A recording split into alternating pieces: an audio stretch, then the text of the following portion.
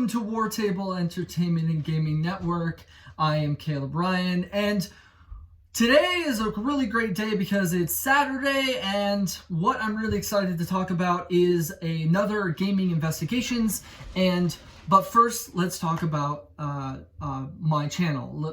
Guys, I really still need subscribers. I still need watch hours. So please click that like button, click that notification button, slam it down. Man, it's going to be awesome because I have a lot of things that I'm working on. I'm working on a Last of Us review, Last of Us Part 2 review, a Last of Us a talk about it, and a little bit of research and stuff. So it's going to be excellent to be able to have other people watch it. So please leave a like, please subscribe. I'm really excited to do this. So let's get started with what I'm really excited to talk about is let's get to another episode of War Table Investigations.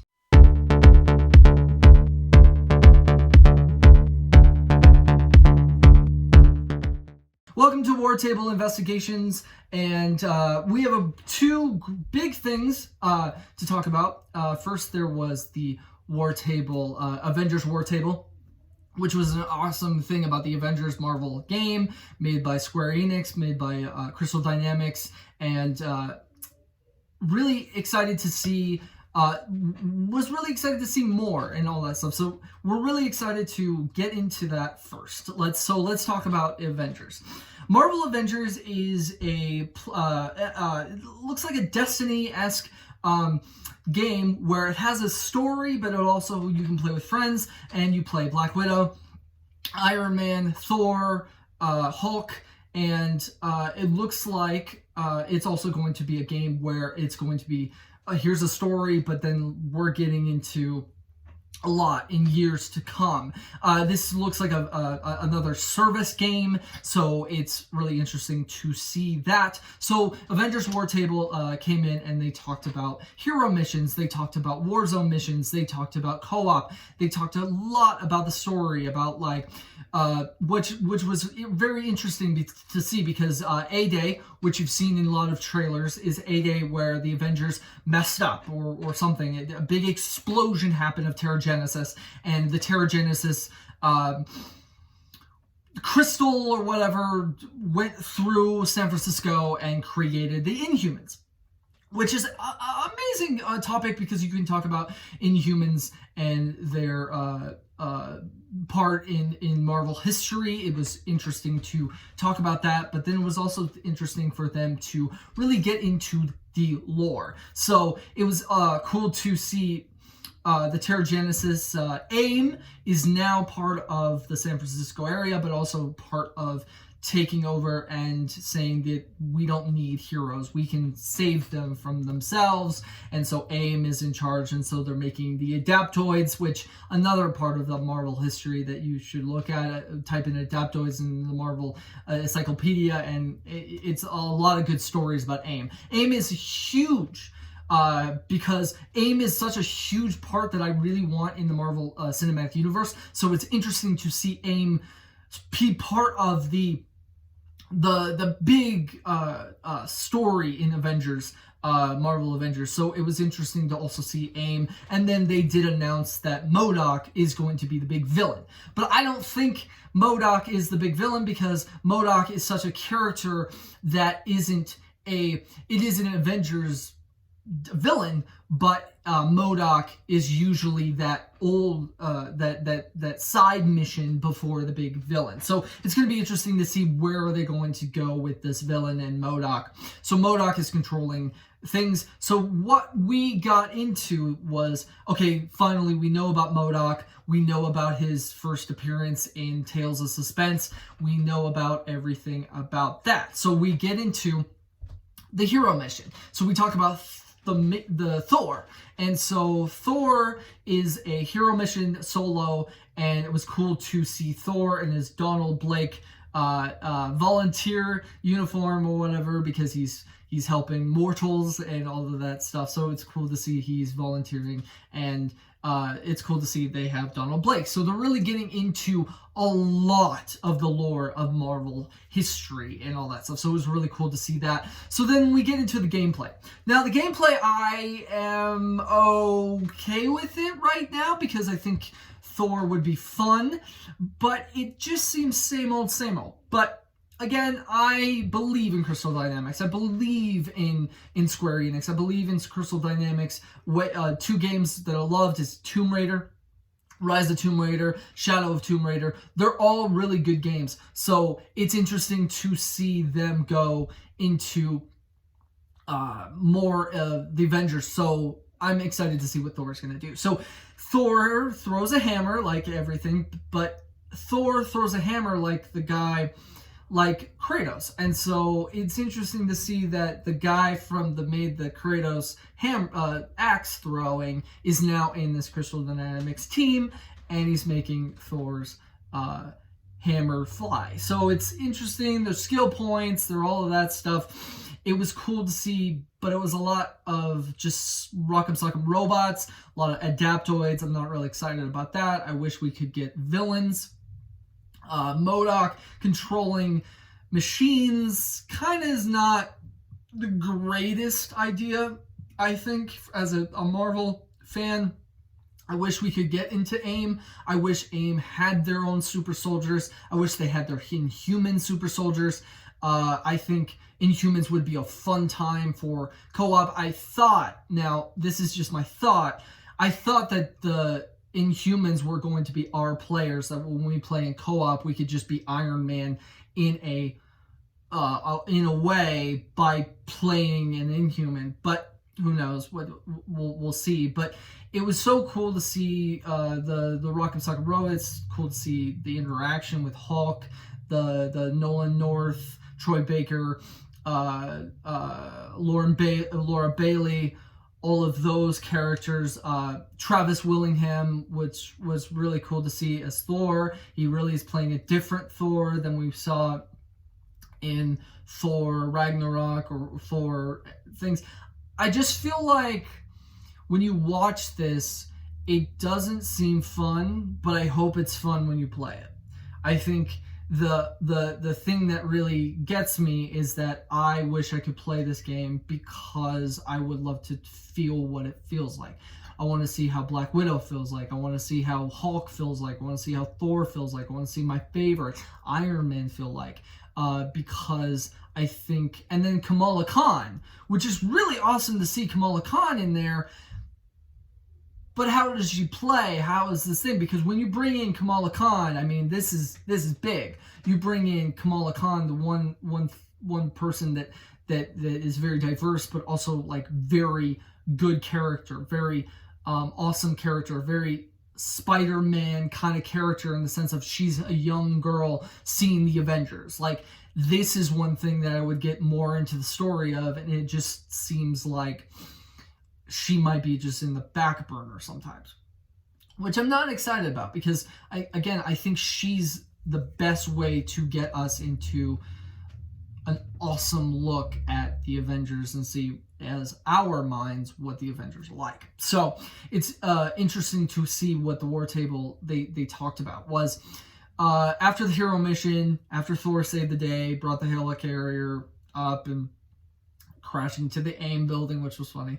And so then we get into a lot of the skill points and all of that stuff and the skills and all that stuff. And it's really cool to see gear, but it's starting to become more Destiny. And I don't know if I'm excited to be a Destiny game player to play on a Avengers, except Avengers is going to be interesting to be on Destiny, because how many people are actually going to play this game compared to Destiny? Because Destiny is a new IP. Destiny was a new world. Avengers has a name. Marvel can put as much money as they can into Marvel Avengers, and people know Marvel Avengers. And it does seem like it's going to be more of a kid game, so kids can play it and all that stuff. So it's interesting to see what they're going to do with this kind of gear sets and all that stuff. So gear sets are just like Destiny, where you go in and you look at the stats and all that stuff, and green is gamma and all that stuff. So it's really cool. And then kind of the skill points for the actual heroes, you can play a different Thor, as I would play a different Thor, but I don't think you can play Thor like co-op Thor. Like, I don't think you can do that. They really haven't talked about that, so it's interesting to see what they're going to do with that. I love the idea that they want to do this, but this is not what I want for a Marvel Avengers game. I love Spider-Man. Spider-Man and Marvel PS4 Spider-Man was amazing, because I think this is too ambitious. If Crystal Dynamics can do it, awesome. But I think this is ambitious in the sense of, I don't know where they're going. If I wish they would go in the sense of the yearly round, look and say, hey, you are getting these hero missions, here's another villain. Because MODOK is not my favorite. And I think if you put MODOK in there, there's got to be somebody else. Put Doctor Doom, put that. Where's is the Fantastic Four going to be in this? Is all of that stuff. Ant-Man's in it, Maria Hill, Nick Fury, but they're playing as mission people, and so that's really what the Destiny thing is. You actually have engrams where you're getting things and then you're decrypting it and you get the gear. That's Destiny. So it's interesting to see what they're going to do with that. And then they also said there are going to be microtransactions, but not in story content, level content, and all that stuff. I don't believe it. I don't. I think you're going to have to buy story content, because how are they going to make this game have legs? Because we buy. We as human beings buy when we like it. I don't know if I'm going to like it yet. So I don't know. And then suits, some suits you can get, but also you can get iconic suits, which is iconic missions. So how that works, I hope it's like an iconic mission where you play a mission about how you get that suit. That'd be really cool to see, like, okay, here's Iron Man's Uncanny Sin from number whatever, and you get invincible, and then you get that you play a mission of that comic book. That'd be really cool to see that mission or whatever, and iconic missions to be like, hey, you get that armor because you played the mission of that comic book. That'd be really cool. That I love that idea. That would be really awesome. I need to go call Marvel. But this is what I'm excited about, is I don't know. We don't know about this Marvel Avengers. So anyway, so Marvel Avengers then talks about co-op and Warzone as the last.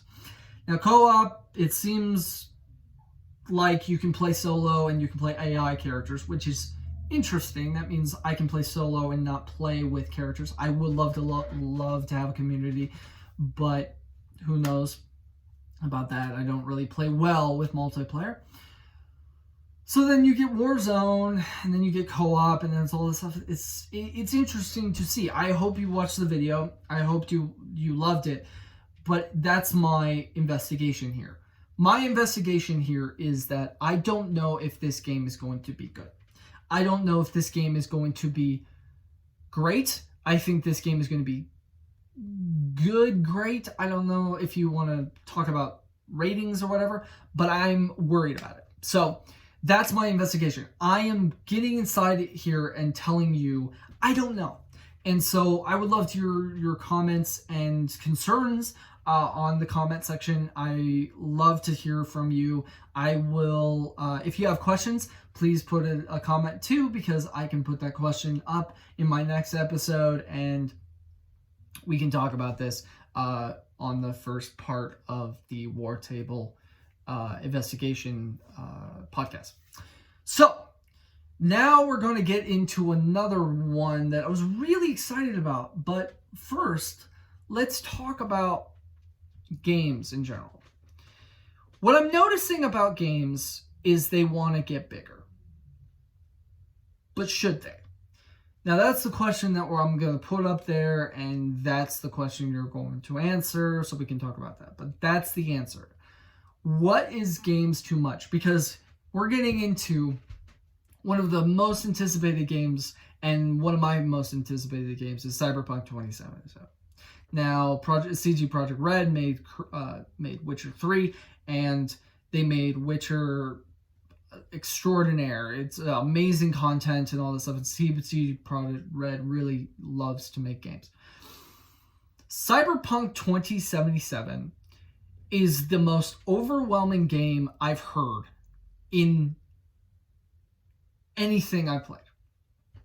Because Cyberpunk 2077, they had their Night City Wire. They're awesome, cool, had Holly Bennett. Love Holly Bennett. She talked about Cyberpunk. And they had a trailer. And then that trailer showed so much dialogue trees, so much all of that stuff. And then came to the guy, Pavel, who's the lead quest designer. And he goes, that's just the prologue. That's just the prologue. And then when you saw all of the impressions of when they finally come out in journalism, and they talk about how there are different classes, and Game Informer, for example, Game Informer talked about all of their classes and had Miller, had Caitlin, and then also had another guy from Game Informer have different classes, because there's three. There's Street Kid, there's Nomad, and there's Corporate. And one of them had Corporate, and Corporate, you stay in an office, and you're actually doing paperwork, and you're actually doing all of that stuff, and then it gets you into meeting a character that you're going to meet in throughout all three classes. Then you have the Street Kid, where the Street Kid is trying to steal a car, and he gets caught by the cops, and that's how he meets Jackie. And then there's Nomad, who's in the Badlands, an actual huge area that then moves to Night City. This game is so huge that even impressions of the journalism of journalists, IGN, GameSpot, Game Informer, Games Radar, all of them are talking about how they didn't even get into the surface of Cyberpunk 2077. Is this too much? Now, I understand Cyberpunk 2077 is really exciting and all that stuff, and I'm really excited for it. But when is it too much? Because in gaming's going to get more expensive, and gaming is going to get bigger. But what is too big? Witcher is huge. Witcher had so many question marks, and then Alana Pierce, who's an awesome, used to be an ex-IGN and now has her own channel, and she works at Funhouse. She even said that when she looked at it, there were so many question marks. There are so many things in this game, and it's just the prologue. What? This is so wild to hear. And then also Game Informer talks about their skill points and skills, and then there's this where you get cool, body, reputation, and there's another one, cool. So I already said cool. And then you get that, and then it goes into another perk system where you're choosing. I love role-play games. I love role-playing games. And this is what exactly I wanted. But I'm scared. I'm scared to see how this game is going to go, because this is a lot. I'm not going to be able to work, man. No, I'm kidding. If I could do this for the rest of my life, I would. But, like, man, this is how games are going to go, and I love how CG Projekt Red, even in the video, Pavel, the lead quest designer, even showed his notebook, and it was just quests, and they're all crossed out because you can't see it, but they're using it as a serial killer book in the game, because you should have seen this thing. It was like, it's turning the page, and it's like huge. It's like all of that stuff, and I'm like, gosh, he knows exactly quest designing, but man, that's a lot of quests. It's so interesting to see how this is all going to go with Cyberpunk 2077. So let's get into a little bit more of it. So first they get into the trailer, and it's Jackie and all of this stuff, and I guess you're into a heist, and I guess the heist gone wrong. I don't know. We'll see. Then we meet another faction, which is like an adult area that is also a bar. So it's called like some bar or whatever. So you get into that. Corporate seems to be more you're up high. Street Kid means you're down low, and Nomad is like in the Badlands, and so you get to Night City and probably you're down low too. It's interesting to see just how all of this is gonna go story-wise and all that stuff. I don't really care much right now because again, it's got delayed, so now it's gonna be in November. So anyway, so we get into a lot of cyberpunk stuff. We just get into Braindance. I guess that's a part of a cyberpunk role-playing game, Braindance, but they're using Braindance in a lot of it. It's kind of like a detective mode and all that stuff, so it's kind of cool to see that. And it's a huge look on that. And then they did announce something really fun, is that Studio Trigger is going to do an anime. Is going to do an anime for a Cyberpunk 2077 anime that's going to go on Netflix 2022, which I'll wait, I guess. So it was exciting to see what Night City Wire was going to be. They said this next episode will be another episode in a few weeks, which is wild because we're probably going to see one in July too, and that's awesome and so great to hear. Because Cyberpunk is so much, man. So Cyberpunk, now let's get into the impressions. So first I told you about skill trees, stealth.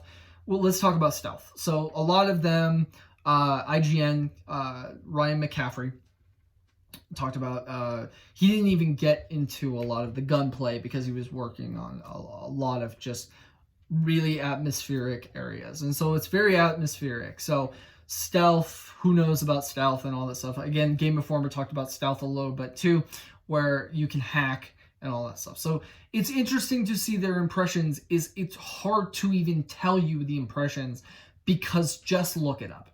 Go to IGN, go to GameSpot, and look at every single one, because I can tell you everyone has a different experience. And that's the interesting part about this game. CD Projekt Red is going to create the first ever game that I actually think you're going to have different experiences, different endings. But in games, they always say that. This one is actually might be true. Because Witcher 3, there were different endings, and it actually is true. But, man, CG Projekt Red, I don't know how you're doing this, but in my profession, or not my profession, sorry, in my opinion, I think they're creating a game that's going to be looked at across the RPG world, and look at how RPGs are going to be made. Not in graphical, but in how much content and how much you actually can create your own character. The character designs are outrageous. You can change your teeth, you can change your genitals, you can change all of that. You can make your character your own. And I'm really excited to see how the role-playing, because the role-playing game, Cyberpunk, is a role-playing game. And so they're making this role-playing game perfectly. Not perfectly if I play it and it sucks. But I don't think it's going to suck, because CG Projekt Red knows exactly what they're going to do. And I'm really excited to see how they're going to do this, because this is great. I'm really excited for this. I am really skeptical about some of the things in this game, because I feel like this game is going to be too much for me but I don't know. And I exactly know who I'm going to pick. First is corporate, because I really love how this person goes into an office, and that'd be really fun to see the corporate side of it. And then I'll probably play another side where it's Nomad and Street Kid or something. And I'm really excited. I probably will be Street Kid second time. I probably will play this forever because there's going to be more content. There's going to be DLC. There's going to be as much DLC as Witcher, which is so wild. And so we'll see. And when it's coming out in November means that also one thing that was really cool about Avengers and Cyberpunk is that they're going to be free PS5, Xbox Series X. So it's wild to see how this generation is going to go in smart delivery, in whatever PS5 calls it. I'm really excited to see how all of this is going to go. So that was your gaming investigations. We did an intensive investigation into Cyberpunk, and we also talked about Avengers War Table and its really awesome look at that. And I'm really excited to talk about those stuff more in coming days, because War Table is going to do their own again, and also Cyberpunk is going to do another one. So I'm really excited. So thank you guys for listening. This has been an awesome discussion. I'm so excited to get more into this, find a way to get into footage, find a way to get into an awesome community. So please subscribe, and please help me start getting more and more things. And also look forward to my review of Last of Us Part 2 and Ghost of Tsushima, and also my documentary, part 1, part 2 video about Marvel and all sorts of stuff I've been working on. So thank you so much for listening, and please, again, please like this video if you like it, and please leave a comment so I know what to change, what to do, and also give me some advice. I'm okay with that, because we all need to work on stuff that we love. So I would love to hear your advice. All right. This is the Gaming Investigation signing off. See you next time.